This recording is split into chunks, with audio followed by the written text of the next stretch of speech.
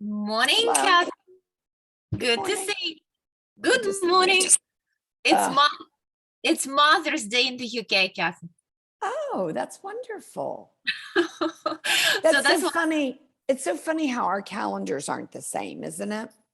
it is, isn't it? And Yeah. there's a time change today. I'm a bit worried, but I see that Manisha is joining, so we have our speaker. That's already good. Well, I will tell you, I checked multiple times because this time every spring, we change our clocks before you change yours. And last week, I think it was last week, maybe it was the week before, every meeting I had, I didn't make the right time. It was a mess. I So, was in the similar situation once, Kathy. Not only once, to be honest, but right. yeah, I really worried. Just if you give me a second. Hi, Manisha. Good to see you. Lovely to meet you as well. Manisha, my name is Tony, just to be sure. Thank you very much. It's a pleasure to have you with us today, really. Manisha, did you see that flyer? Is everything correct there, that when I introduce you? Yes, it is. It's just that I consulted with Open Door and Facebook and Pinterest, it's right.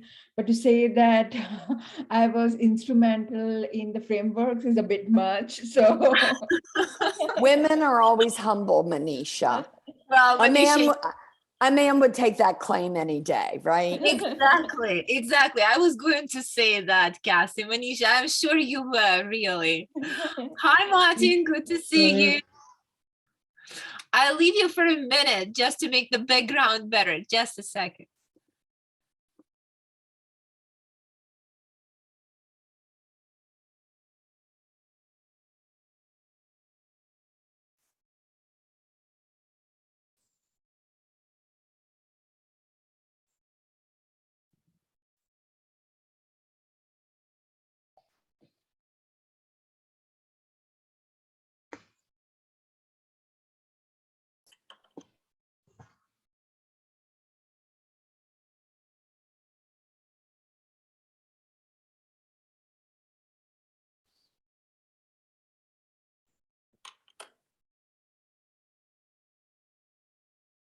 I'm going to mute myself for 1 minute.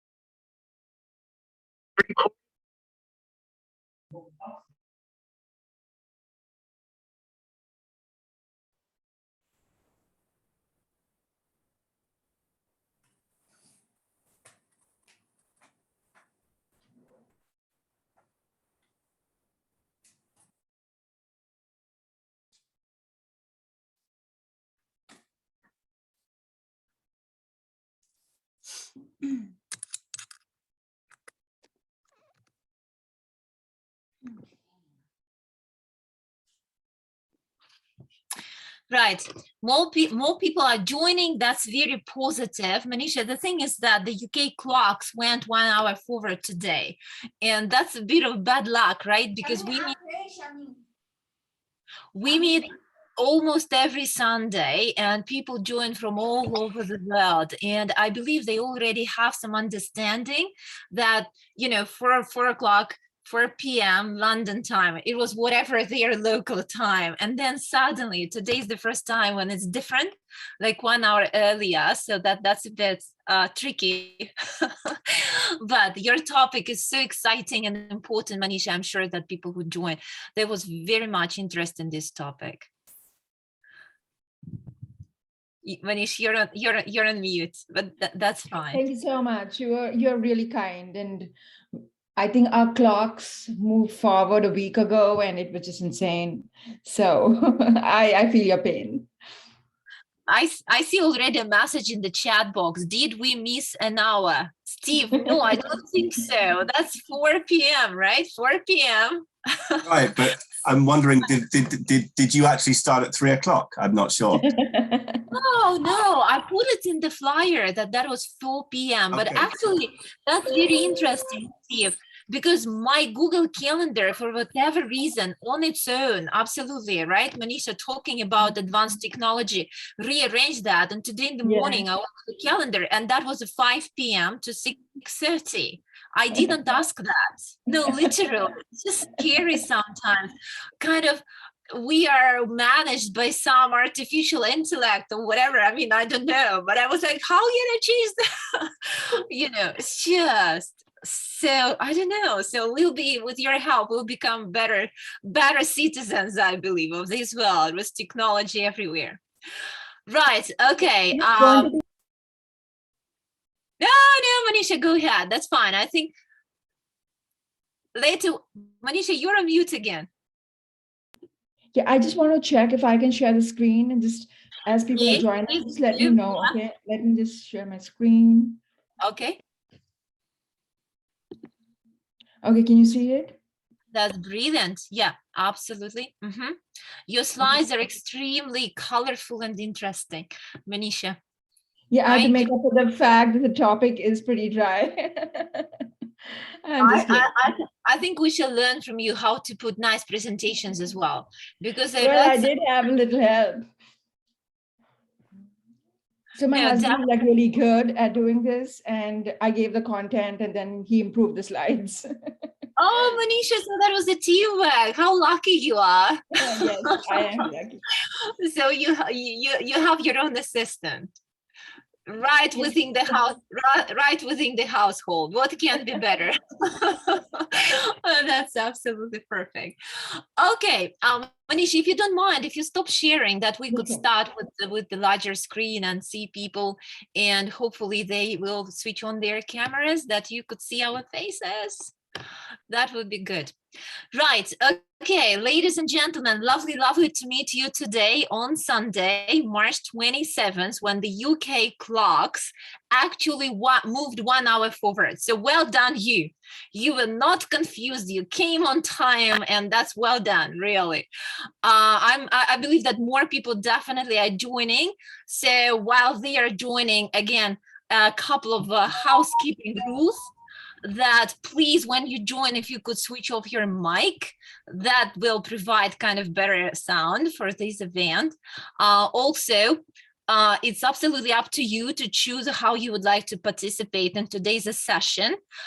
You can have your cameras on or off, but of course be aware that seeing your beautiful faces, that's always better than just seeing the black squares.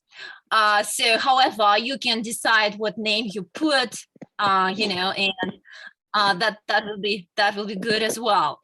Also, since you're with us, we believe that that's your consent for recording this session. So this session is under recording, and thank you very much for your active participation. I should say that we expect, you know, quite lively discussion today because the topic is absolutely fascinating. But before I introduce our remarkable speaker today, let me congratulate all mothers on this call. and the mothers of people on this call, you know, on the Mother's Day. It's a Mother's Day in the UK today. I wish you all and your mothers really long life and healthy life. And I just believe the other day a friend of mine said, like, go outside, look around. Every single person was born by his or her mother, and that's so true. So that's a very close to my heart day. And some of them, including myself, who already lost our mothers, they stay in our hearts forever. Right. Okay. Having said that, let me introduce our wonderful, wonderful speaker today. That's Manisha Aurora. You can see her. Manisha, if you say something, I will make you laughter. Manisha is an experienced advisor and attorney in privacy and data protection. What can be more exciting and, you know, really the most viable kind of thing to know? And Manisha, your field of expertise is absolutely, I would say, precious nowadays and very, very useful. So she helped to build privacy networks to startups and companies. And I got this information from internet, Manisha, with 10 billion plus dollars in revenue for such companies. And Manisha is very humble, as you will see. But again, from internet, she was an instrumental person in implementing privacy networks in such Silicon Valley companies as Facebook, Pinterest, Open Door, and others. So we are absolutely excited and fascinated to have you with us, Manisha, today. Thank you very, very much. I have some other information that actually you have so many, a spectrum of different certifications. I'm not even going to name all of them. I think it took me half an hour to Google all these abbreviations to understand all this, CIPPE, CIPPUS, CIPM, and so on and so forth. So Manisha has them all. So what I suggest, usually we have this as the roundtable discussion, right? And Manisha, if you don't mind, you will have about half an hour for the presentation. So, and after that, I will open the floor for our questions and comments. And if you wish, those who decide to ask a question, please put your hand up. You will find the reactions at the bottom of the screen, or you can type in the question in the chat box. When you ask a question, and if you decide to introduce yourself, that would be helpful as well, that Manisha could get an idea what parts of the world we have involved on this call, and you know what your affiliation with UBIS is. But first of all, let me introduce myself as well. My name is Dr. Antonina Santilova, and I'm a chair of the DBA program at UBIS. A great honor to be, and also a director of the Research Institute. So these events, like many previous and many in the future, are organized under the umbrella of the Research Institute of UBIS. So my pleasure, and the floor is yours, Manisha. Thank you so much for your kind words. I sent my slides last evening to you, and believe me, by this morning, it's already outdated. That's how privacy moves. It's so fast. And I've been wanting to send the slides like last week, but there were so many changes that happened during the week, like Utah passed its legislation. Dr. Biden, President Biden is working on Privacy Shield 2.0 to make sure that transatlantic data transfers are smooth, and all those things are happening just as we speak. So privacy is moving so fast. I don't claim to be an expert in any of whatever I'm presenting, because everything is so new, it's nascent. I invite all of you to question and ask probing questions and provide answers, so that we both you and me, like we all can learn on this journey, because privacy is throwing like so many good questions, and practically right now, no one has the answers. So as I'm presenting the slides, if you have any question, I would want it to, for us to have a dialogue. Feel free to like raise your hand and chat. The slides are just an anchor and talking points. But if we find a tangent which is more interesting, we can go that way, we can discuss it, and we can all learn more. So I'm just sharing my slides.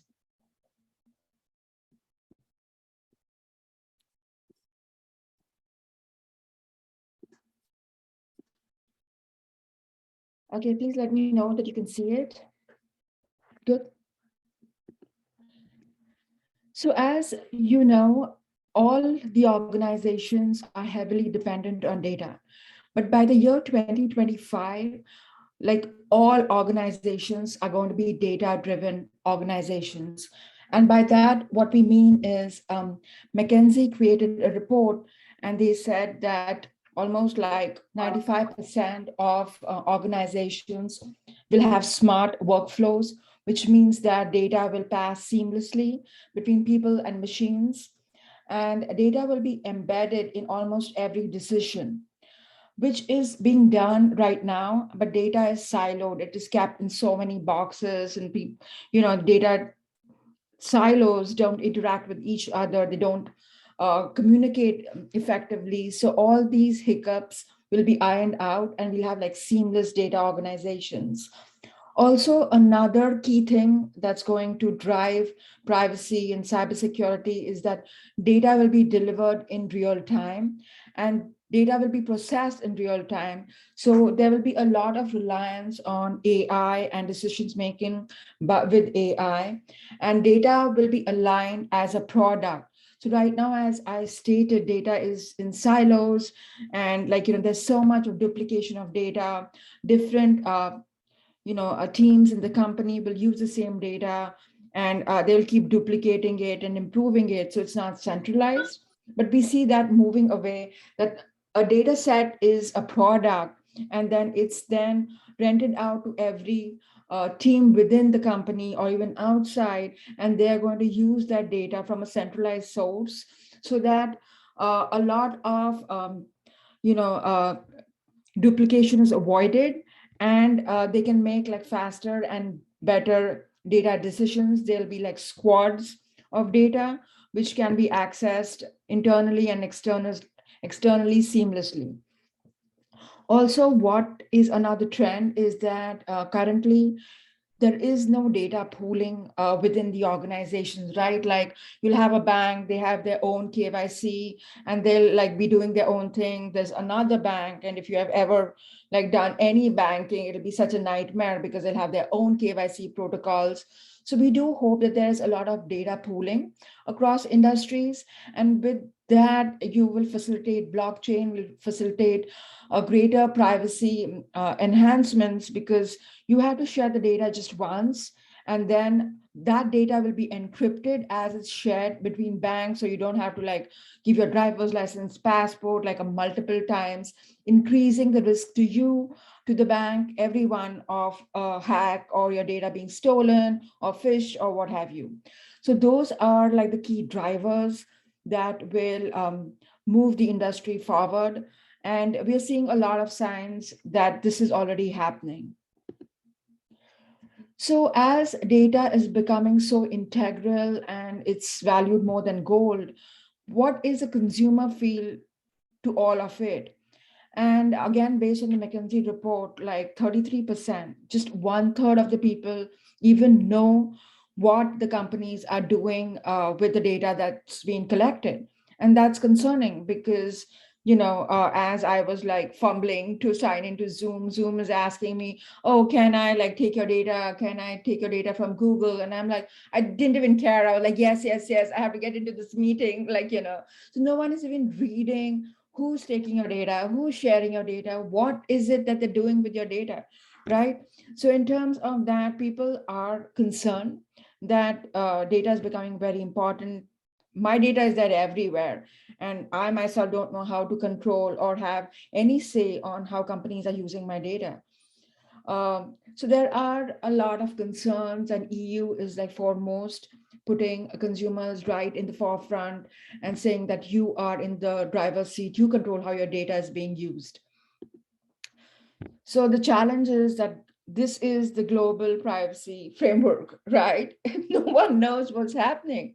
And therefore, like, yes, I have a lot of letters behind my name because every country has its own cybersecurity and privacy legislation.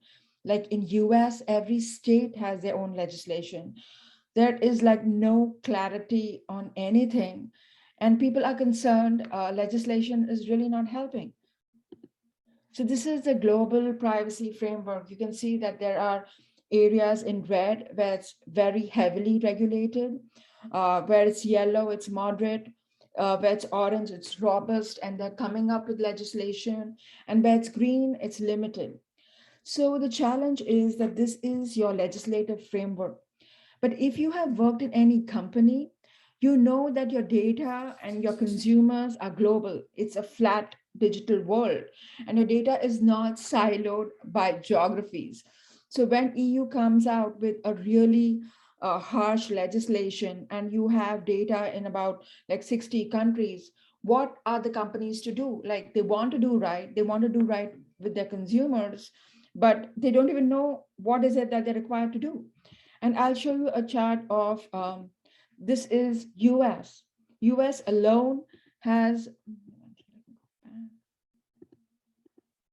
see, there are so many legislations that are introduced. There are 3 states that have their own privacy legislation. California is the most stringent, followed by Utah and Colorado. And there are so many that are like in the process of being passed. But these legislations, again, are restricted to every state.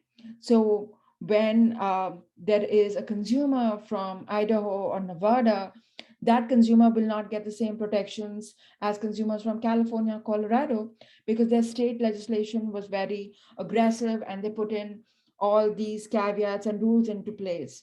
And some companies are so overwhelmed, especially small and mid-sized companies, with so much legislation, just no clarity on what needs to be done, that they are saying, okay, California, you are a diva. We are not going to be doing business here.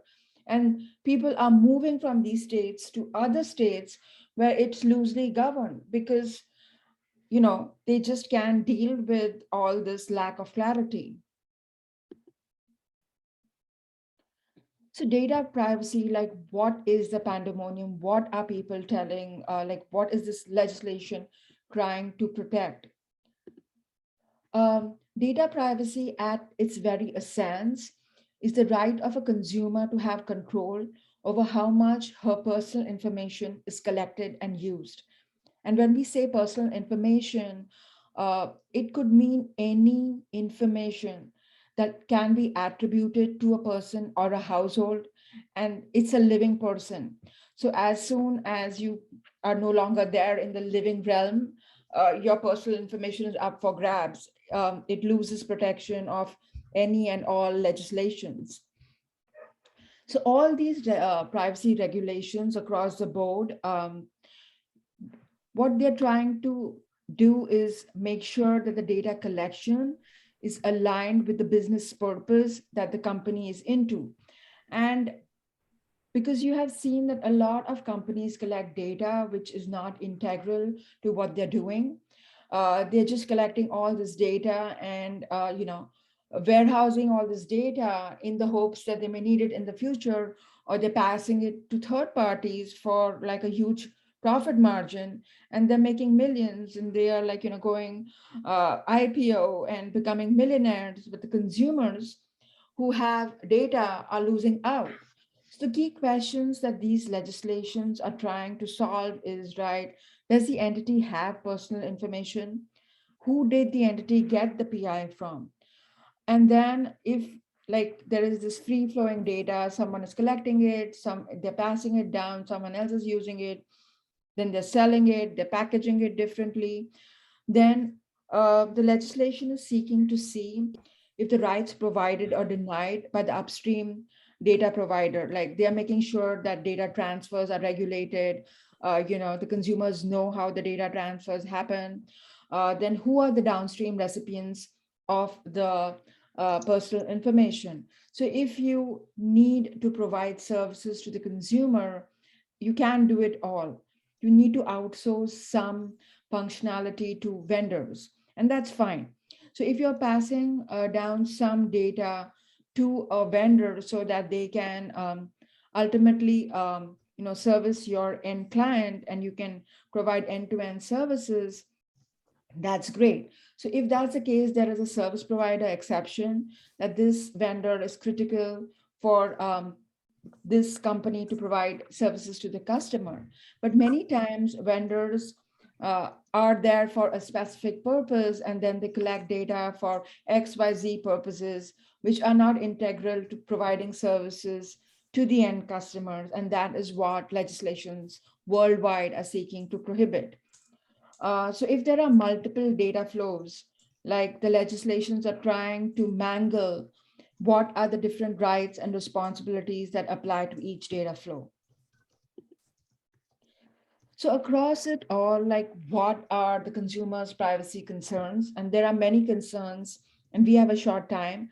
So I'm just touching on the key ones and we can discuss in the open discussion forum if there are other issues that you'd like to touch on. So I think the most important thing is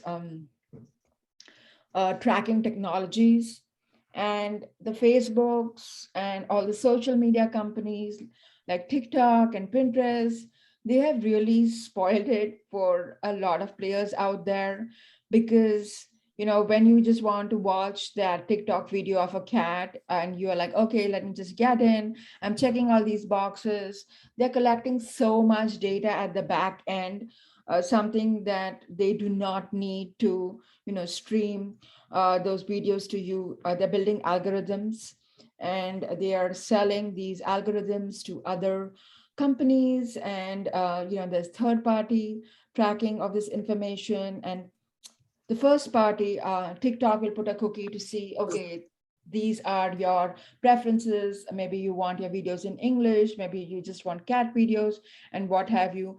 But then looking like, there would be like a PetSmart or some other company, which will put a cookie on that saying, oh, this person really likes cats, let me advertise pet food to her, right? So it just goes on and on. And it's good in a way because you get personalized content, but where do you draw the line? Because third parties like know everything about you and you have not consented to share the data with them. And the tracking technologies are so advanced, there are pixels and there are scripts and there are cookies, and they are so smart, and they are just all over that by the time legislation catches up, like, they've moved on to another technology. There are some caveats, like, Google is trying to come up with a flock, that's federated learning of cohorts, which categorizes consumers based on your browsing history. But that ran into a lot of problems. It did not get the industry buy-in. So now they're moving to something like help topics, like whatever are the topics that you chose or you research will be put up in a category, and that's the data that they will share with third parties. Apple came up with the ATT, Apple tracking transparency, and that's what is driving the change across the industry for companies to come and like re-examine what is happening to these tracking technologies. They almost seem to be on steroids and growing as we speak and becoming stronger and faster and getting all this data from us. So this is a huge privacy concern. The next is, of course, security. Like every other day, there's a hack, there's a breach, and that is very concerning because from a consumer's perspective, they have consented to share the data with one company and they have gone downstream and shared it with so many other people. And like, 7 degrees of separation, if that vendor gets hacked, your data is there. And as there was COVID and people working from home, cybersecurity had to be ratcheted up. And now there is like the risk with the Russia-Ukraine war. There is a lot of fear that, ransomware and other kind of cybersecurity strikes may increase. So that's always concerning.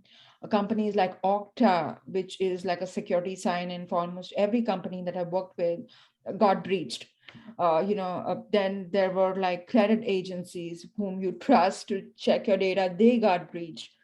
So consumers are rightly concerned that this is insane. The other like important concerning area is international transfers. As you all may be aware, there was a privacy shield which allowed data to be transferred between Europe and America as long as you had the security measures.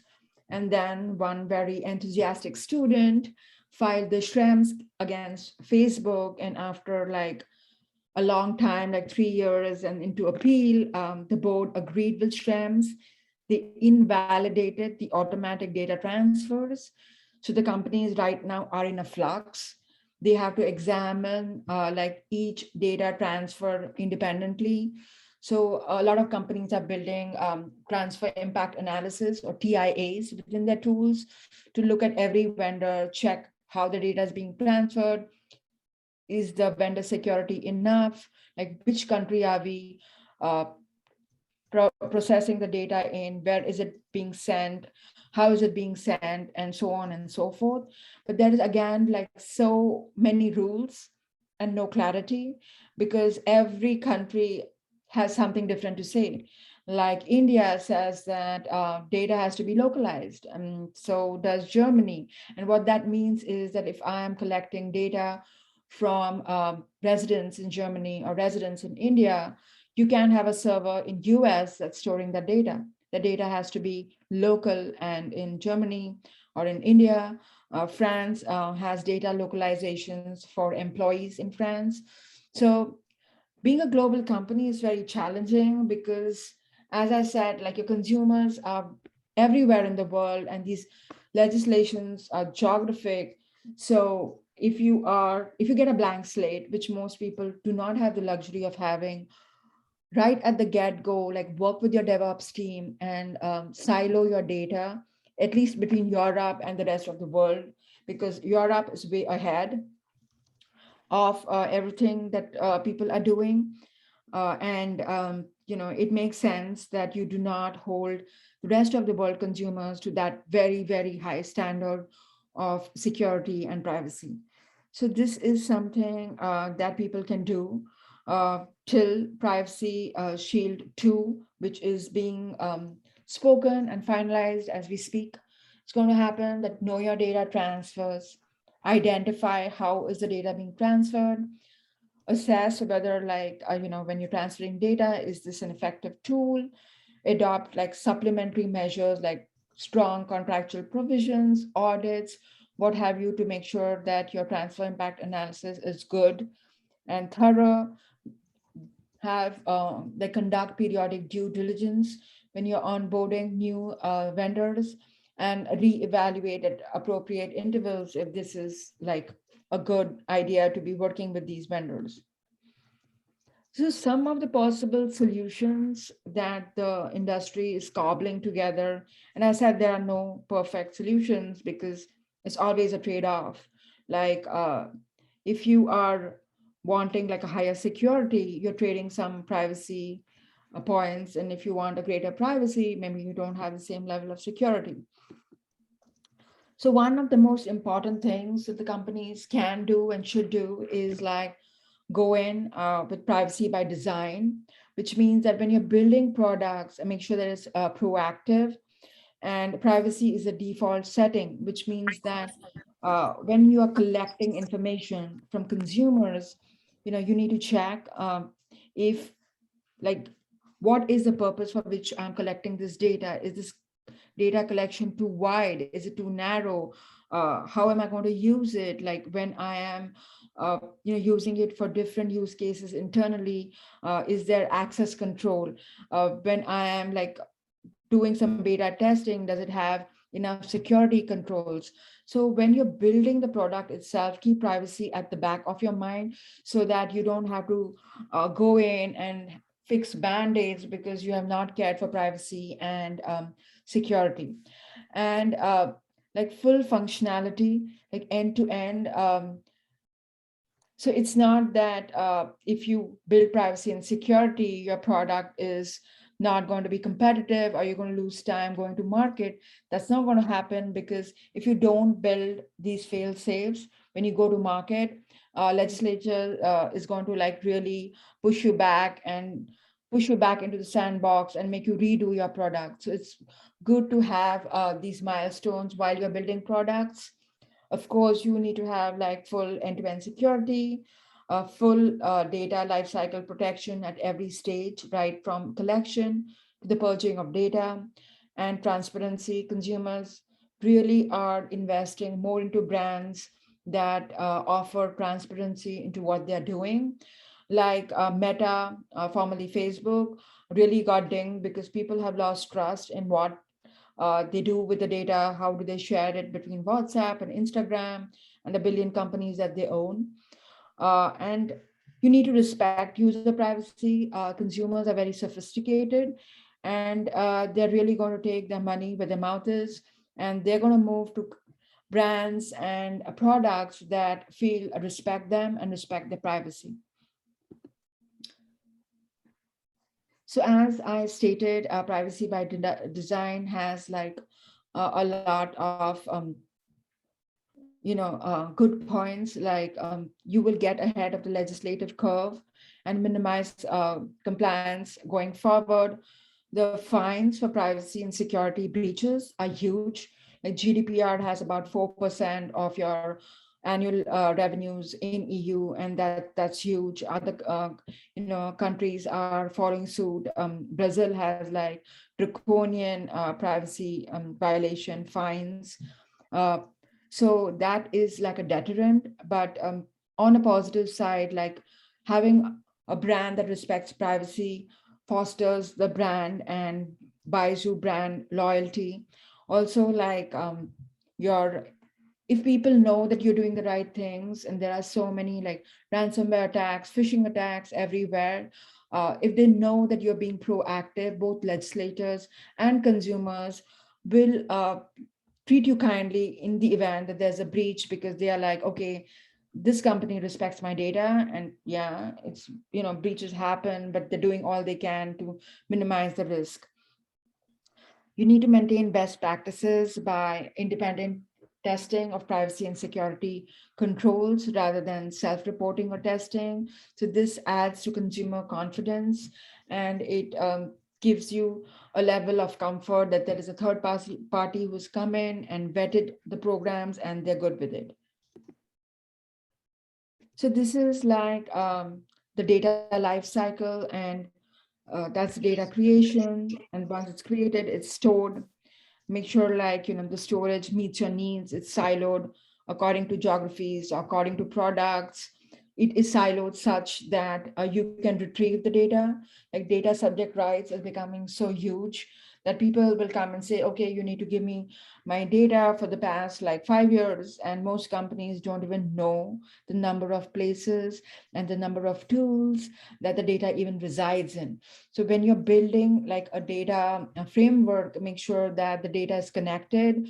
You have centralized safety vaults where you keep the most sensitive data so it doesn't get hacked. And when you're using the data, have access controls. When you're sharing the data, make sure that you have contractual controls, security controls, archive the data that's not being used. And if you don't need the data, just please destroy it. So this is like, as we move to a more data-driven organization, what will help consumers is data relationship management centers. So it's right, consumers want to find relevant data and partners that will reduce the browsing speed. Like when I go on Amazon, I really like the recommendations because it makes my shopping like much quicker. So what they're saying is that have a security center, like have an open dialogue with your consumer. So this is the data that we're collecting. If you don't want it, you can change it, give users the control, make it secure, have a security center, give value to your consumers, because a lot of consumers say that, okay, you can use my data, but what's in it for me? And if you can provide value, whether it's financial incentives or some kind of discounts or some kind of brand loyalty programs, they are more than willing to share the data, and they don't feel cheated out of it. And despite giving value and making it secure, what's really critical is to have an open dialogue, because my preferences could change. Like yesterday, I wanted to share my data with Meta, but today I don't think so. So I should have the ability to go in and change my preferences. And once you have this ecosystem of an open dialogue and a data relationship management techniques, this will build in consumer loyalty, and they will be more willing to share their data with everyone. So this is again the McKinsey report, and they said that almost like 2/3 of the people would be willing to share data if it's a data-driven organization that has a data relationship management where data dialogues are regular and people feel in control of their data. So that's all that I had. I have been a motor mouth. I've been speaking a lot. So I'll stop sharing and we can open the floor for discussions. Well, Manisha, I should say that that was a real course. That's so much information that, you know, so many questions to ask. But anyway, please put your mics on. Let's give a round of applause to Manisha and her presentation. Please. Thank you so much. Thank you. Thank you so much. That's really fancy. I have been writing here. You know? Right. Okay. Brilliant. So the floor is open, so everybody is welcome. If you have a question, a comment, data protection, data security, privacy, God's sake. And it's so interesting. There are so many levels, right? Corporation level, state level, private level. It's just, yeah, well, I understand there should be so many things going now through our minds. But anyway, who's brave? Who would like to start the question session? Okay, Kathy, please go ahead. So Manisha, first of all, thank you so much, because this was excellent. And not all of our students are going to face this every day. All of our employees are facing it now. And I want, could you speak a minute about the sort of inherent conflict between a country like, or a state like California saying, you know, we're going to put in these privacy laws, and then the individual wanting something else. So can an individual around the world, irrespective of their country, opt in to sharing data? Or are there places in the world where the country law supersedes the individual's ability to opt in? And how would you recommend we start to think about that? Yeah, that's $1 million question, which there are like no clear, bright line responses. So the legislation, GDPR primarily, there was a lot of pushback because the individual, relationship with a big company is unequal, right? So it is something like a coercive relationship, because when I go to buy a car, like I'm an attorney for so many years, I don't read the contract, I just sign it, right? So those boilerplates, because I have no power to negotiate. Like, do you think I can tell like Subaru, I don't think your clause 18.6.2 is very onerous, I do not want to sign it? No, I just want to like sign the papers, take my car and get out, like, you know. So the thing is, the relationship is very onerous, and these legislations are really trying to give an equal bargaining power to the consumer by siding with them and like saying, okay, we are with you, and we don't want Meta taking all your data and doing God knows what they do with your data, and you have just no control. But there are a lot of legislations that are saying, first of all, that there are like data subject rights, and you have the right to know who's collecting your data, who are you sharing it with. You have the right to have access to all the data that a company is collecting about you. You have the right to tell them that you need to delete this data. Also, you have the right to tell them, okay, I know you're using the data, I can see what data you're using, and I'm okay with it. So the data subject rights are divided into 6 or 7 categories so that the user has control. And if the user is fine using the data, there are a lot of companies who are like proactively having the opt-in model, saying that yes, you can use my data. And companies like Honey and others, like where they are openly saying that we're using your data by having an app on your laptop monitoring you after taking consent from you, and we will give you discounts, or we will give you $10 a month. And the user is like, well, Meta is taking it for free. I'd rather get the $10 and share it with you. So there are like, the legislation is just trying to give more teeth and bargaining power to the consumers. But if the consumers are okay with the data sharing, they can definitely opt in and, like, leverage it and get some financial incentive to share the data. Thank you both. Yes, I see Dr. Shanti, question. Thank you very much for an interesting presentation. I have one question about the impact of cloud computing and the institutions that are using cloud computing like Azure or AWS, and what is the impact of GDPR on this, and what is the impact of that on individual institutions that are using cloud computing to store data and do a lot of the our activities and functions on cloud computing. AWS or Azure or any of those application or platforms we have to use? Yeah, that's a great question. And I'm a big fan of AWS because, you have the on-prem servers, and it was such a nightmare and these occupied so much space. So I'm all for AWS and Azure. And, Elastic Cloud has been a blessing to all the industries for data all over. But the thing is that with GDPR, and other legislations, the security around cloud computing has gone up tremendously. And again, like, the challenge is that you have data localization laws.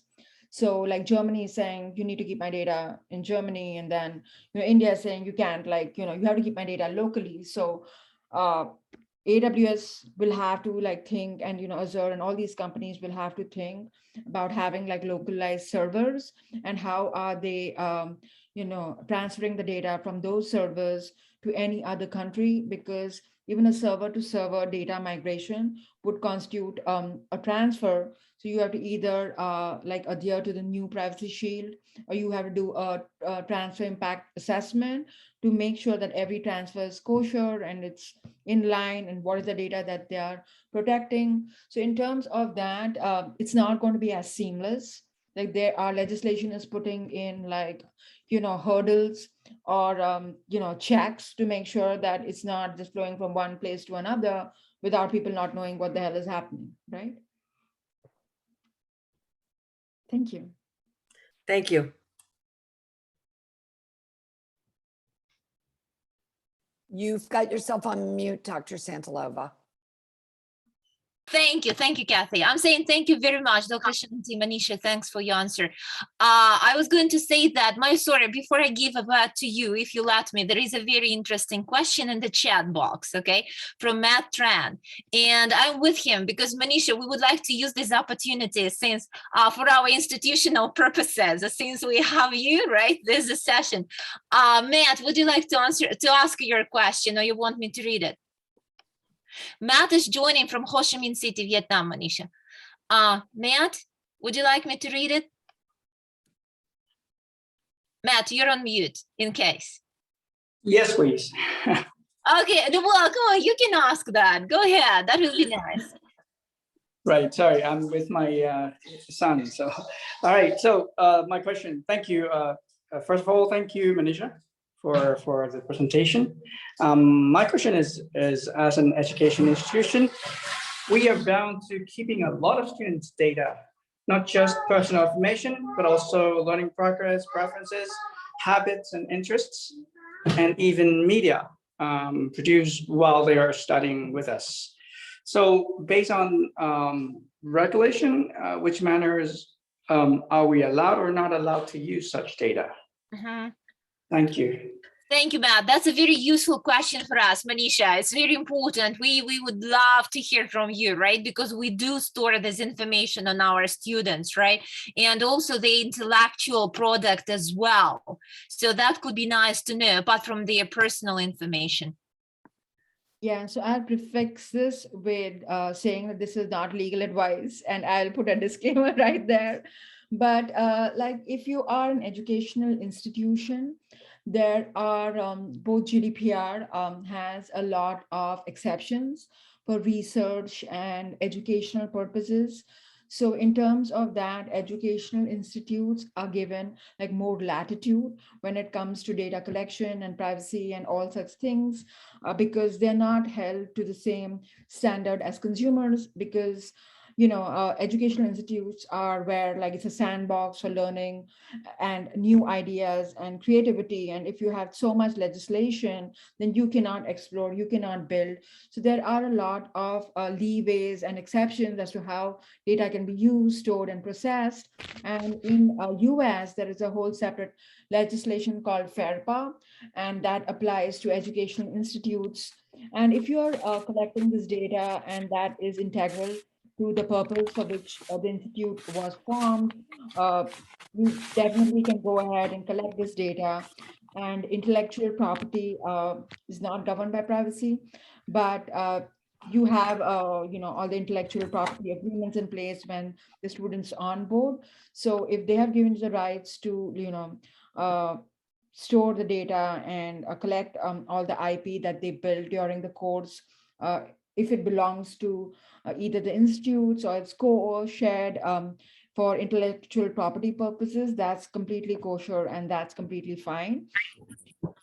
But you do have to, like, within limits, like the right to access is something that the students have.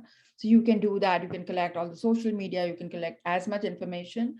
But when they ask you, like, what is the data that you're collecting about me, you have an obligation to give all that data. So before collection, just make sure that you'll have to also keep it in proper silos and integrate it so that, when they have a request. And a lot of legislations give a very short period of time, like Brazil's LGPD gives 15 days, and some other countries give 30 days for you to comply with a data subject request, unless there are like extenuating circumstances that you can do that. So I would just say collect with care. Right. Okay. And be responsible. We are. We are, Manisha. Thank you. And thank you, Matt, for the question. Thank you, Manisha. Thank you, Dr. Santalova. Thank you, Manisha, for the presentation. It was very insightful, particularly because I have the CIPPE exam in about 4 days. So I find it very useful for me. I was just going to bring to your attention the fact that on one hand, data protection is about giving the consumers, control over their data and, and protection and all of that. But then one of the processes developed to achieve this, which is the privacy notice, right? I perceive it as not really giving the consumers this protection, because you find out that most privacy notices go as long as 4 or 5 pages. A lot of people go on digital platforms to make purchases or to register for programs, and they don't even take the time to read the 4 to 5 pages of privacy notice. So they don't really get to know what is happening with their data. And at the end, I feel like the purpose is being defeated. If you're trying to make people aware of how you're collecting, how you're storing, and what you're doing with the data, and people don't even get to actually read it. I understand that the duty is shifted to these consumers or to users to read, but how do you think that this can be so effective that people will actually get to read? We don't need 4 to 5 pages of privacy notices or for people to sign. So what do you think? What's your take on this, really? Thank you. Good luck with your CIPP EU. It is one of the challenging exams, but you're so thorough. I'm sure you'll do amazingly well. Thank you. That's a great question. And I think one of the solutions that GDPR and other legislations are proposing is that you have a layered notice, which means that you don't like shove like 5 pages of legal verbiage to consumers who don't even comprehend what is it trying to achieve, right? So you have like a short initial notice with hyperlinks, and it should just be 1 page, and then it should say this is what we're doing, and if you want to do a deep dive exactly on one data subject right or something, you click on it and then you will go to that specific thing, but whatever needs to be said is right there out in center. So you see that companies are trying to sidestep it, because at the end of the data is gold, right? I would want like to know all your preferences. I would want to know everything about you, so that when you stop your car, I can like flash a sign saying there's a McDonald's close by, like, do you need coffee, or there's a Starbucks close by, right? So the thing is that there is legislation, and then there are companies with very, very deep pockets who can influence legislation, who are trying to do this dance and not adhere to whatever they're saying, right? But FTC in US has been very proactive, and they have like pulled a lot of companies and imposed huge fines to say that, especially where companies have this fine print of auto renewals, like you subscribe to a magazine and next day, like, next year, you're like, why am I getting this $60 bill and this magazine that I thought was like only for a year, right? So they are coming very strongly, and there have been huge fines that are imposed. So the legislation is trying a lot to do it, but then again, like kegislation is always 2 steps behind companies who have like so much of brain power and financial wherewithal that they can keep ahead. Thank you, Mysore and Manisha. Thank you for the answer. Shelter, you already have 2 very interesting questions in the chat box. I'm sure that you would like to ask them rather than me reading those. Go ahead. Thank you, Dr. Santalova, and a very big thank you to Dr. Manisha Aruram. It's been a very interesting discussion. Your presentation has been spot on, and I really enjoyed it. There is a dichotomy in the world where we have the haves and the have-nots. Some of us are living in the third world or maybe developing countries where it is taking a long time for us to even identify what the value of data that we have and what to use it for. And it's also not possible for us to protect our data. We don't have the infrastructure, we don't have the resources. Some people have probably benefited from the use of our data, and instead of us benefiting from that. What would be your advice to countries that are impoverished in terms of capacity to store data, protect data, and also even value their own data? That is the question number 1. And also the question number 2 is, what is the lifespan of data? Should it be for life? Should it be for a period of time?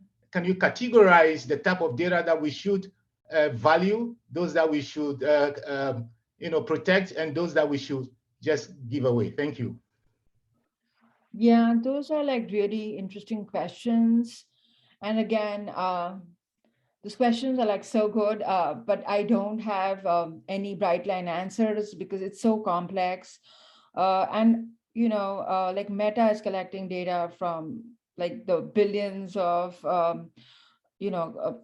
Facebook followers that they have all over the world. They're not like segregating it between US, and they're building all these really smart algorithms that are pushing McDonald's and what have you in India and every country in the world, right?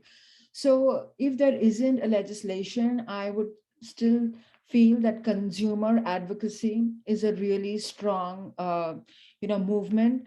And when people are going to get up and say that we are not going to be sharing our data and boycotting companies that are not adhering or respecting your data, if there is pressure from the consumer, if the wallets of the companies are being hit because consumers are saying, we're not even going to share your data, we don't know what you do with your data. So that advocacy from a consumer and individual consumer end, if that rises, then the legislatures will be forced to do something and protect the data, right?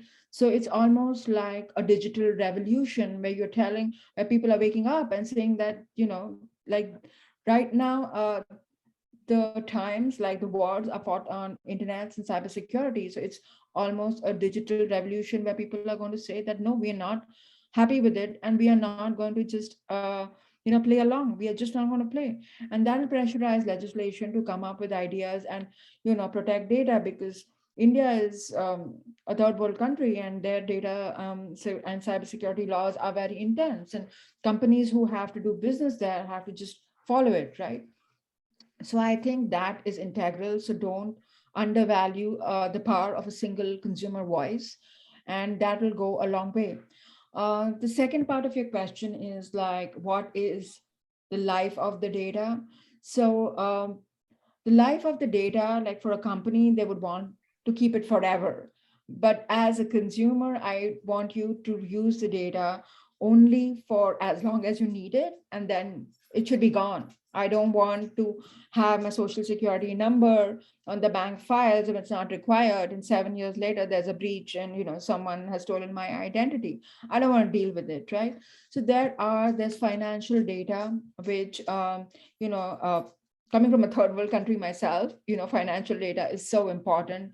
Like if your bank details or if your other details get compromised, your life will be really ruined, because people can steal your money, they can steal your, there's an identity theft, there's so much pain associated with it. So financial data, health data, where there is so much of health fraud and people like, insurance fraud, like those are like key gemstones which you need to really protect. And personal information like SSN and identity information, like in India and other countries, there are like voting right cards, which equate to SSNs, right? So that data is of the highest value and it needs to be protected, and it has to be retained for the shortest amount of time. But other data like your behavioral history or your preferences, like do you want the language to be English, or do you want it to be Mandarin, that can be stored for a longer amount of time. So you are right that the risk categorization has to happen, so that because not all data is equally valuable. So once we segregate it into silos, you can build legislation accordingly and you can treat it as it is valued, right? So that was a great question. Thank you so much. Thank you for the question, and Manisha for the answer. What I want to say that I don't feel safe and I don't have trust. That's my problem. Every time I make sure, and I teach my children, Manisha, as well, that when you purchase online, you should not agree that your card details are saved, okay? So I never tick that, I swear. Every time, like in some period of time, I go back to this, vendor, my card details are stored. And that's how can I prove that I never, put a tick there? Do I need to hire a lawyer for that? That the company is sued? Because, that's really like that. And you kind of feel helpless because very often you can't proceed with downloading the application. You can't proceed with the purchase if you do not put the details. Like the other day, I couldn't send a present for Mother's Day to my friend in Spain because Amazon would ask her passport details, her security number. And I called her and I say, like, don't you mind? Because I do have all those, just for different reasons. And she was begging me not to put this in. She was saying like, no, I'm okay. I understand that you love me and you want to send me the present. Don't do that. Do they have rights? Should I sue Amazon for asking this personal information of my friend in Spain? Or what would be the recommendation? Yes, you should definitely sue Amazon. I think, Manisha, if you agree to be my lawyer, let's make some money on that, really. See, I hear you, and I hate to admit it, but you should just assume that your data is going to be hacked and live with that. Because, and if you think that there are these high risk transactions, maybe have a separate credit card. And because at the end of the day, as much as I would want to advocate privacy and suing Amazon and Metas of the world, you have your own life to live and you cannot be doing that, right? Yeah. What are you going to do? So I think the best solution is that the base case assumption should be that the company will take all and any of your data, and there is a high risk that it's going to be hacked. So you have to be, as a consumer, be proactive and have like a different credit card or different account for these high risk transactions and put like low value amounts in that bank account, because you cannot be naive and say, oh, Amazon is going to protect my data. And because we have worked with companies and, companies with the best intent, like there will be data and, they'll be testing in production environment and gets hacked and, all these things happen. It just happens. Thank you, Manisha. Sorry, you have just emphasized the importance of education. We are supposed to have it in order to be able to oversmart all these corporations and monopolies, like having several debit cards, credit cards, and things like that. Thank you, Manisha. We have a question. Did you want to add something? Because I have another question from Martin. Please go ahead. Thank you. Martin, go ahead, please. I understand how you can design security into an application, or if you're administering a business, what data you keep. But what do you do about email? I mean, people are constantly sending me emails, and they reveal some of their personal data. They might tell me their address, for example, because I need to know. Isn't email just a giant leak for sort of all data everywhere? Yes, you are right. Email, and especially Google and Yahoo's, are like unstructured data. So it's very difficult to, secure it and have guardrails about what you can and cannot put, because you keep telling people, don't put any sensitive information, and they'll be putting it all over Slack, or this is my SSN number, can you help me? And I'm like, I don't want to see your SSN number, please do not show it to me, because it's going to get hacked. But there are a lot of protocols and companies, like a lot of startups who are doing like great work on security. I met with one of the companies, and what they were going to do is like have smart intelligence to detect data relationships everywhere in your organization. So they would, like, if you have data and it's in a safe vault, right? If I have Manisha's data in a safe vault, they'll build a data profile. And when they see like, a string of 8 digits or 9 digits or something, they will not only read that data saying that this is sensitive data, it should not be in a Slack or email. They will also like connect it based on the context around it, right? There's AI built in, which will isolate that email and send an alert to security. So yes, it is a leak, but there is great hope, because startups are doing amazing things about building security around unstructured data. And that's like really fascinating. Thank you. Thank you very much. Dr. Viola. Good morning, afternoon, evening. So thank you so much for this very interesting presentation. I missed the beginning of it, but I have 2 questions. One is, how do you see the future of data protection? I mean, I've been involved in early stages of the Internet Governance Forum and the World Summit on the Information Society, among other things. And lots of discussions were held at the time, 10, 15, 20 years ago, on how things would evolve. And so what I mean by this is, how do you see the government positions when sometimes actually governments put in place regulations, but are actually part of the problem rather than the solution? Because, Amazon may be, a commercial company and may profile us, and so does Meta and all the others, but so do governments. So that's the first part of my question. The second is, what about AI? And I mean, if, for example, with Apple these days, you can have face recognition. So again, if I think about how governments are using some of that information and working maybe with private sector companies and pressuring private sector companies to divulge some of that technology, I'm worried. And I agree with Dr. Santalova when she says that she doesn't want to store credit card information, nor do I, for that matter.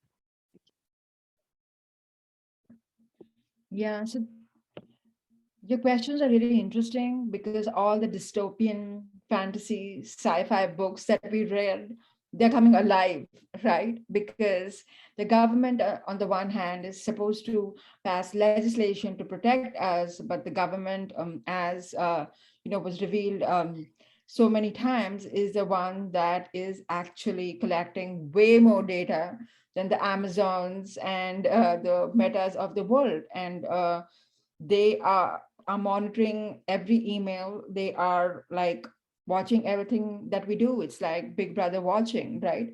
And the fact is that governments have a security exception, and almost everything flies under that radar, and almost like no one will can do anything about it. So the future is scary, and even like in America, in US, when they're using AI technologies to identify facial recognition. If you go into a Walgreens and up to $100, like they don't even bother charging anyone with a misdemeanor if I go pick up something.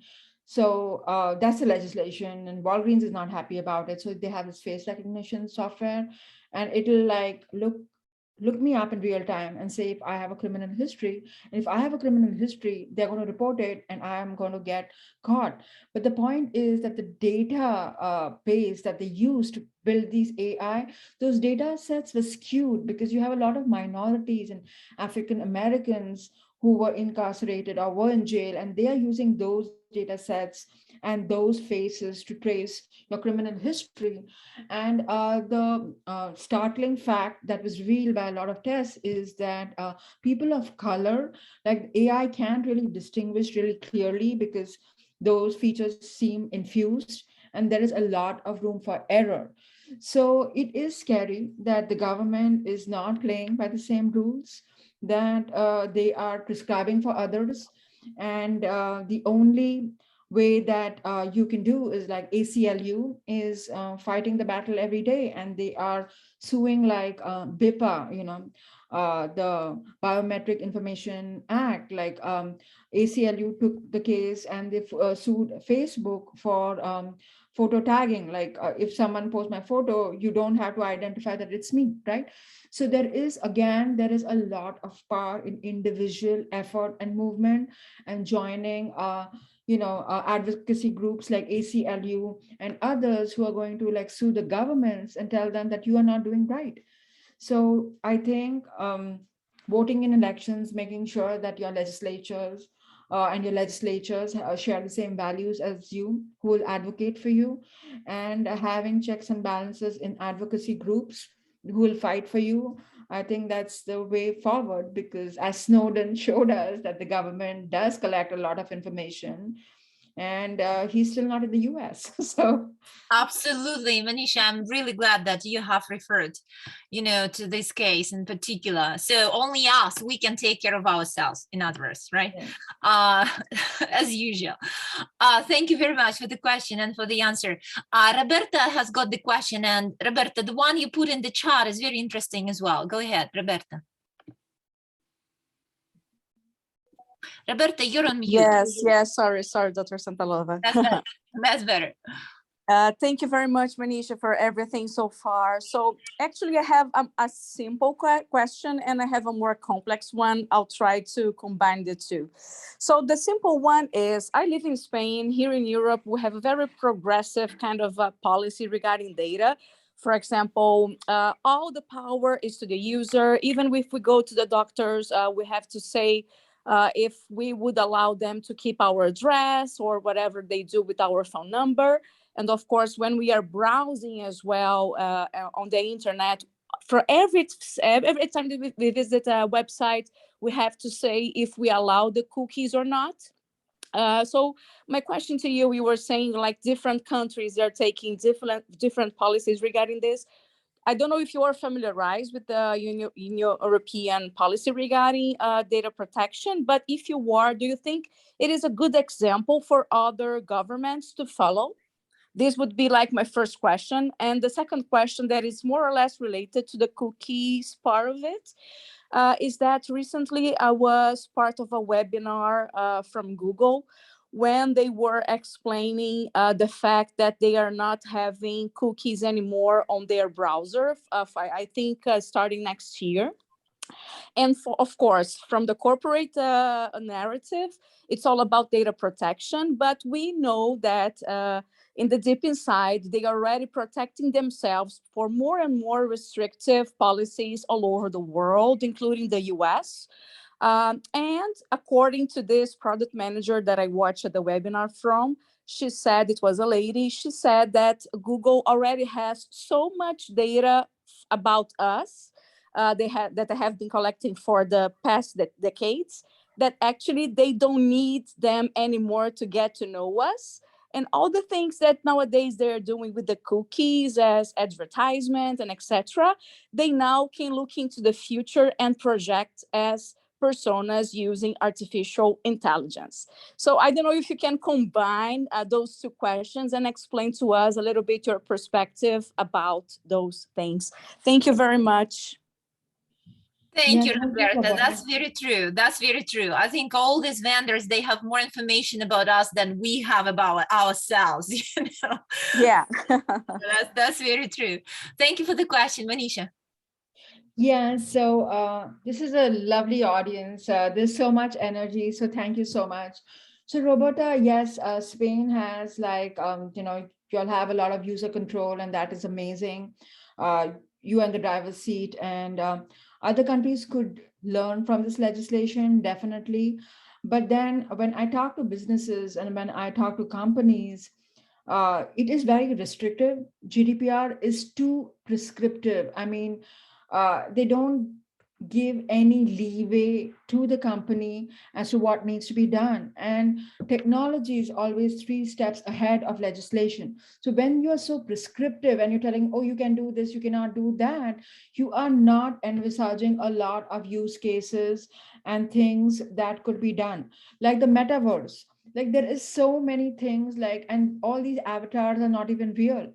So all these rules that apply for personal information, would it be applied to your avatar? Like, I don't even know what is the realm of the issues that will come from there, right?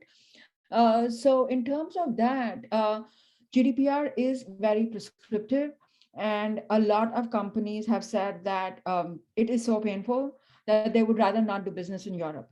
So on the one hand, it's great that consumers have so much of a user and data control, but on the other hand, the option of companies to choose from, like small and medium-sized businesses, are already telling me, Europe is too painful. It is very heavily regulated. It's not worth the money.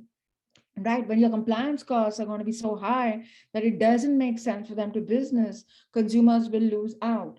So I'm all for a middle ground where yes, there is user control, but even the companies don't feel unduly penalized, right? Your second question was like about Google. Yeah, so Google did come about with the federated learning of cohorts, that was Flock. And Google has collected so much data over the years. So what they are doing is Google and Apple already have a lot of data. So they are just stopping the entry point for other vendors to get that information. So it's not that Google is going to stop collecting information from you. Even when you like are watching a YouTube video, Google knows exactly like which video did you play, for how long did you stream it, what were the active things, like did you like look at anything else in the meantime. Google already has this information, and like YouTube has something like you can choose like a safer option which says that do not share my browsing history with others, and you can opt into it. But that does not say that Google is not going to collect it. They are just not going to share it. So in terms of that, yes, Google is doing all these things, and now they move away from Flock and they are coming with the help topics, which will categorize consumers based on whatever they are searching. And suppose I am a dog enthusiast, I have a dog and I'm always looking at ways as to how do I groom my dog, what do I do, they'll put me as a pet enthusiast, and then I'll be served with a lot of ads for pets. And PetSmart may not know that this is Manisha and this is her ethnicity and things like that. But for all practical purposes, they'll know everything about my dog, right? So I think Google and Apples of the world are just monetizing more on the data that they have.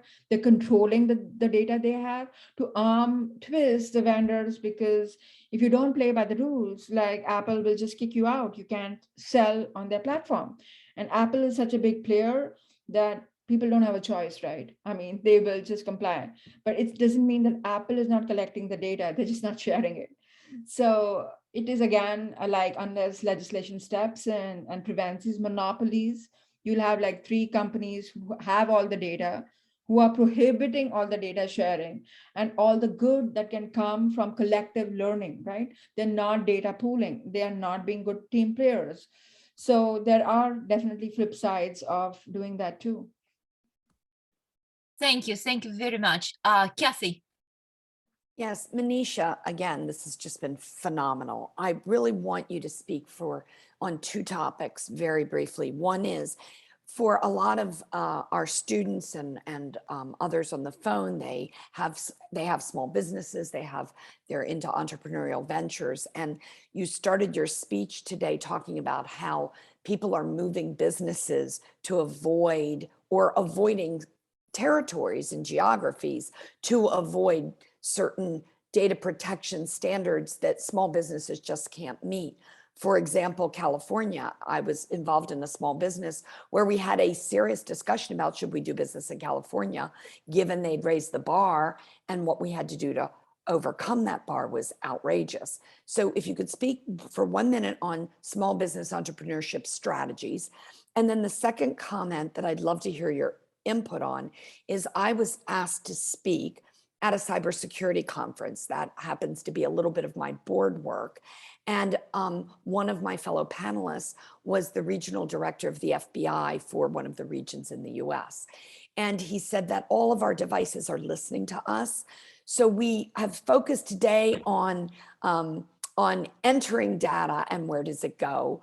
But I'd like you to spend a minute on the fact that our devices are listening to us, whether we want them to or not.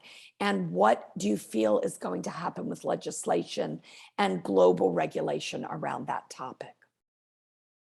Yeah, so amazing questions again. Thank you so much, Kathy.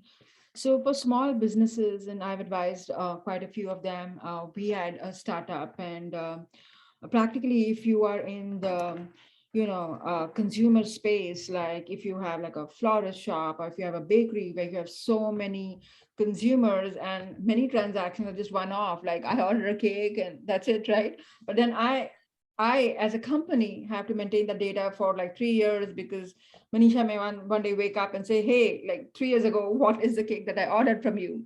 And the value of the cake may be $20, right? So the compliance obligations are far too high for a company to be doing business. So there has been a lot of pushback for small businesses and other legislations to make sure that they are not adversely impacted. And if you see in most of these legislations, there is a cap, and there are some exemptions that fall out of the purview of all these stricter requirements.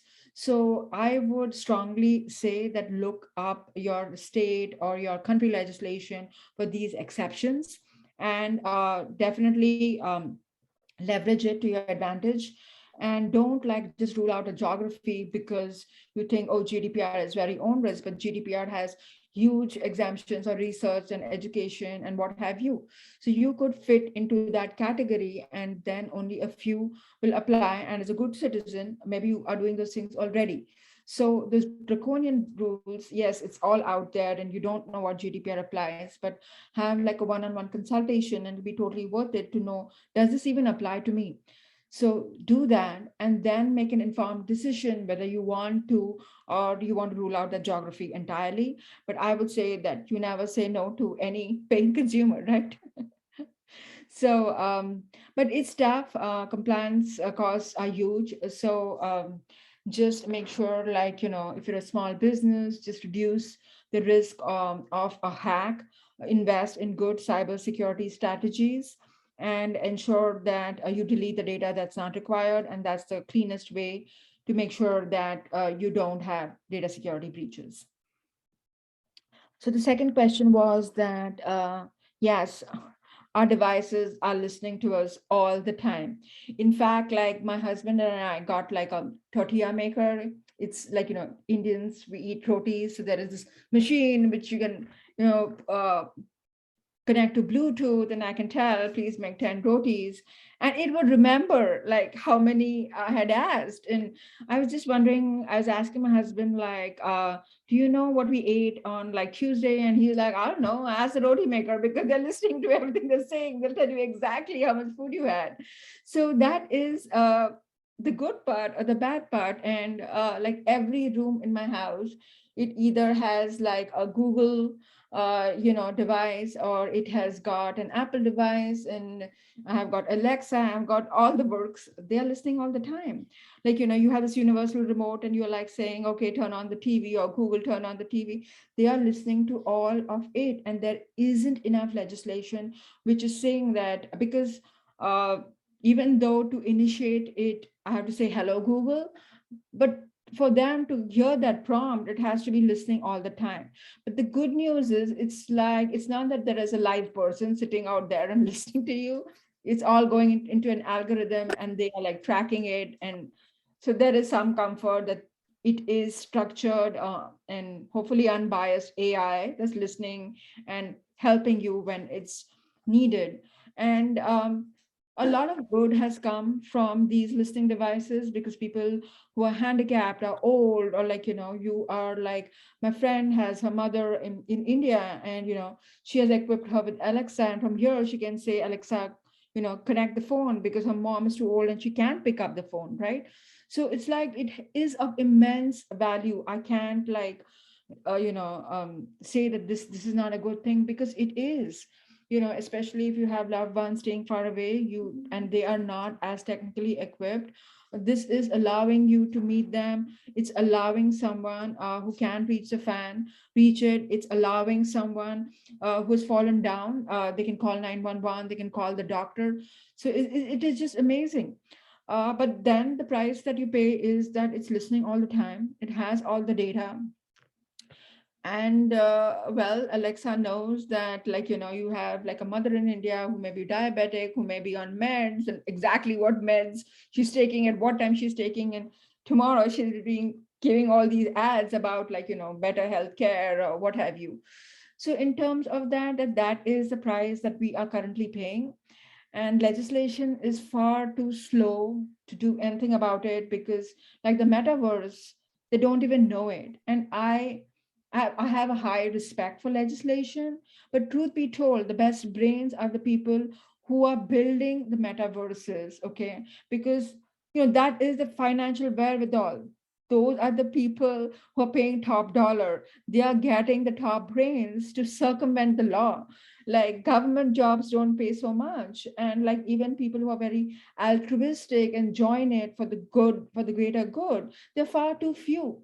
So it is just that unless there is consumer advocacy, and you say that, you know what, I'm not going to buy an Alexa because Amazon already has too much information about me, unless there's an impact there that the consumers are, revolting and say that this is enough, nothing's really going to happen.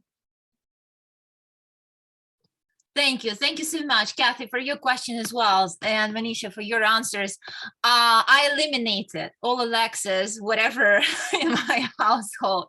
Actually, I use my daughter's account very often, just also, that's a kind of shield for me, not to share too much information of mine. Manisha, I have a question, because I'm involved with primary care department here at Oxford, and I would like to talk a little bit about very sensitive information, and that's information about our health. And yes, we do say that it's not enough legislation, it's maybe never enough legislation. But on the other hand, on the research side, what I see, that the legislation in place actually very often makes the research difficult. Because what I see in different research teams that sometimes they have to invest again into a collection of the data sets already pre-collected on the other project, you know, but just because the consent from the patients are collected cannot be somehow used for the other project B, they go ahead again. Can you imagine that? And that's extra resources. Again, in the UK, that's state public purse and the time and so on and so forth. While to my mind, sometimes, you know, it seems that it could be so simple. We have this data, it's going to be used anonymously. Why are we so concerned and touchy, you know, that the blood samples might be, you know, the information might be used? So what can you say about this particular sensitive information such as health? Yeah, I totally agree with you. You know, a PHI, that's personal health information, has been always like even in US very heavily guarded, and you have HIPAA, which is and HIPAA and health tech, which is like highly, you know, guarded, and there are so many rules about who's a covered entity, how does it apply. You know, when you share the data, you need to have a business associate agreement, and they have to have so much security that a lot of companies are like, we're going to stay out of it. Like even if someone is providing in you know, IT services like hands and feet support, like, you know, there is a hospital and then there is another company that's just going and looking at the monitors, like, okay, my laptop's not working.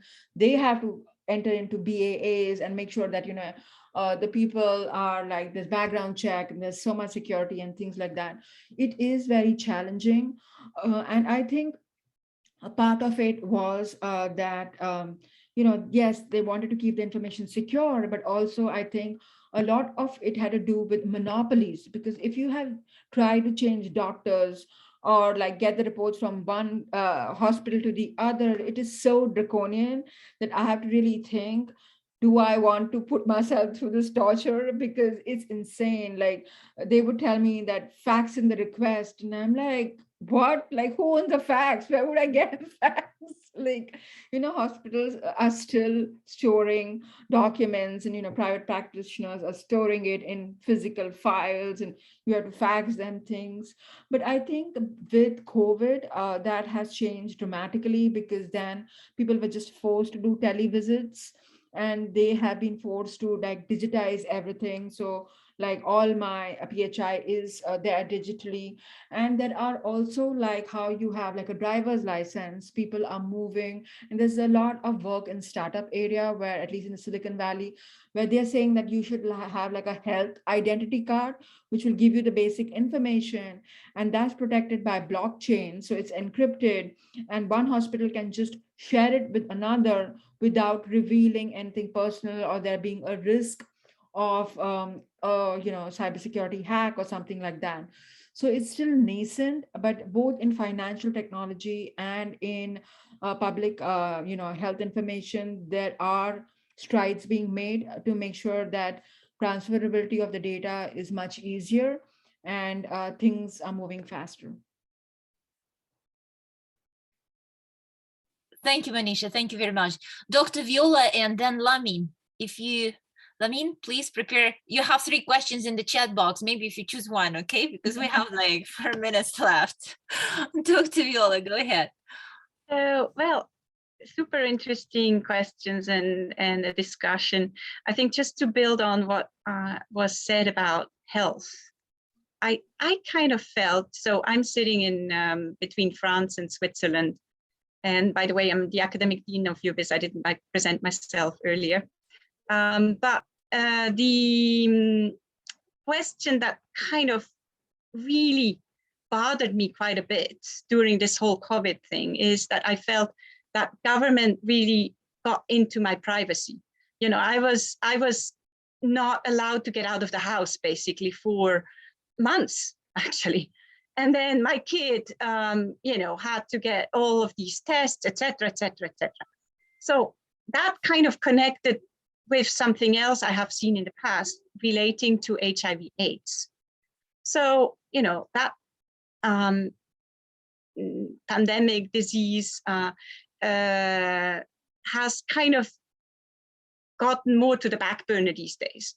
However, I remember too well when some of the people who actually happened to be HIV positive at some point were so concerned that if they got tested and somehow their test results were registered by government or by insurance companies, and I've seen this actually through, separate testimonials, where people were not able to get health insurance because somehow they were categorized to be HIV positive. And I mean, you can apply this to any kind of disease. So I think that is actually super concerning. Yes, it is concerning. And discrimination on the basis of health status, like in US, till before Obama passed Obamacare, like if you had a pre-existing condition, you could not even get insurance. And that just defeats the purpose of having insurance, right? Like if I have cancer, I need insurance. You can't tell me that, well, I won't pay for your cancer, but I'll pay for everything else. It just doesn't make sense, right? So yes, there is like discrimination if this information is freely disclosed. But on the other hand, there is like public health, which is like a national security, it's tantamount, right? So when it comes to public health, like CDC and other, like there are no rules that apply to them. And when they say that this is what needs to be done, people will just follow suit. So it's a double-edged sword, because with COVID, that's what a lot of people said, like, is it pro-vaccination, not vaccination? Like, you can't tell me what needs to be done. But when it comes to public health and national security, yeah, apparently the government can, right? And it may not be the best way forward, but I mean, you have to always weigh the greater good and the individual interest, and there'll always be a conflict. And depending on which side you're standing, it's going to be a different, solution that looks better. Thank you. I would like to use the last minute, Manisha, if you let me, asking Lamin, can you put on your camera? So that's this IT person. That's the other side, right? The person who's very smart and who actually over smart, or actually is hired by all those big companies and corporations to collect this private information from us. Hello, Dr. Sakalova. How are you? Hello, Manisha. Thank you for this wonderful presentation. So I have many questions, but I can ask you that because they are too long. I sent it to Dr. Santalova. I'm sure she will forward it. But it was a really nice presentation. I missed one part because I thought that it was at 4 p.m. But no matter, I will catch up the recording. Lamin, yes. IT let you down. How come? IT let down 90%. Yes, last week, yes, with the internet. Yes, it was a nightmare for 3 days. Thank you very much. Thank you. There, you don't have a question, or you do? Would you like to ask? I have 3 questions. So okay. The first one is, if you allow me to ask it, if you have time. So the first one is, okay, we have seen the recent scandal with Facebook, with Cambridge Analytica. Nowadays, we see that there are new online solutions like the web browser Brave, which proposes to navigate through the internet without being followed. We have at the same time some antivirus softwares, which proposes VPNs, virtual private networks. They propose us to navigate securely online or to navigate anonymously. So what do you think that this really prevents us or prevent us from being for having our information being collected by big firms and governments? This is my first question. The second question is, do you think that low persons like you have enough tools today to control big tech firms, their activities? Do you think that, if no, do you think that you have enough tools? If no, what would you need? The third question is, what do you think about the compatibility of new AI tools that listen us via our devices, like Amazon Alexa, Apple Siri, we have Samsung Bixby, and the future of privacy? What do you think about that? Thank you. Thank you. So there were like really deep questions, and I tried to write it down, and I'll respond to it. But if I get it wrong, please forgive me. Okay. So the first question is like, yes, Cambridge Analytica, it exposed what Meta has been doing for so many years, and the amount of data that they're collecting, and the data that they are categorizing, and how they are pushing ads, and the fact that they could like look at a political campaign as any other advertiser, and like they could just keep pushing content. If I was right wing, they were pushing more content that's right wing, and if I was like leaning left, they were like playing to that and just feeding me more of it. So there has to be some kind of, I don't know, when it comes to politics and government, there has to be a different standard. It is not just a consumer, because governments can be toppled based on what information, Meta is feeding the millions. So I think that, yes, as a consumer, if you go incognito and browse through the data, I think that's a good way to circumvent data collection. Like after I finish my 3 free articles with New York Times, I always go incognito and read more. So yes, that's a great way to go about it. You have DuckDuckGo, which claims, I don't know what they do at the end, but they claim that they don't collect the information, but soon there will be some blowout and we'll learn that, well, even they used to collect information. So yes, I would say that use all the technologies at your disposal to not share information that you don't want shared, right? So yes, that is the way to go. Can you repeat your second question? Okay, the second question is about, what do you think as a law person like you, do you think that you have enough tools to control big tech firms? If no, what would you need? So no, like I'm working for one of the big companies. I'm a privacy attorney with Verizon. So I'm not, it's the kettle calling the teapot black. So I am not like, I don't think people who are with the government and with legislation, they don't have enough resources. They do not have enough people. They don't have enough financial wherewithal to control how fast tech is moving. It's just not there. And I would need everything. I would need that kind of deep pockets that Meta has and Amazon has to like be able to curb them. And the fact is that even the legislatures, like all the senators and the presidents, these companies are the kingmakers. They are the ones who are putting people in power. So it's very naive to think that there'll be a legislation that'll like have Amazon not do something, or Coke not do something, because money moves a lot of things. So until the sides are changed, I don't think anything can be done. And again, I'll come back to the fact that consumer advocacy is very important. Like you have to pay with your pocket, right? And say that I am not going to support these things, because it's like government and big tech looks separate on the face of it, but behind the scenes, it's not. And we all know that, right? Thank you very much. Lamin, I think Manisha has already answered your third question about her attitude to Alexa and Siri, that they can be very helpful, but on the other hand, you should accept, we have to all accept that, yes, we're listened to, and our information is collected. Thank you very much. Thank you, Lamin. Thank you, Manisha. I would like to say that's the end. I mean, we took even extra time. Manisha, on behalf of all participants of this call, thank you very much.